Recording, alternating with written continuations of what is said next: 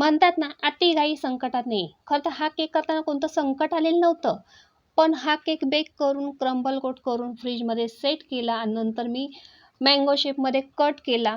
तरी लक्षात नाही की ह्याच्या अगोदरचा व्हिडिओ आपण करायचं विसरलेलो आहे आणि मँगो शेपमध्ये कट वगैरे करून झाला आणि जेव्हा मी फायनल करायला घेतला, तेव्हा लक्षात आलं, अरे म्हटलं ह्याच्या अगोदरचा आपण व्हिडिओच केला नाही. पण म्हटलं चला असू देत, इथून पुढे तर तुमच्यावर शेअर करावा. तर हा जो केक आहे तो माझे रेग्युलर कस्टमर आहे, त्यांची ऑर्डर आहे. ते आंबा बागायतदार आहेत आणि त्यांचे मित्रसुद्धा बरेच जण आंबा बागायतदार आहेत आणि त्यांना जर मित्रांचा वाढदिवस असेल तर आंबा शेपमध्येच म्हणजे मँगो शेपमध्येच त्यांना केक हवा असतो. याच्या अगोदरचा सुद्धा एक व्हिडिओ मी असा तुमच्यावर शेअर केलेला आहे, पण तो राऊंडमध्ये गेला आणि फक्त येलो कलर मी फिलिंग येण्यासाठी देऊन घेतलेला होता. ह्या केकची ऑर्डर मात्र त्यांनी दुपारी दिलेली होती आणि आठवणीने सांगितलं होतं मँगो शेपमध्येच करा.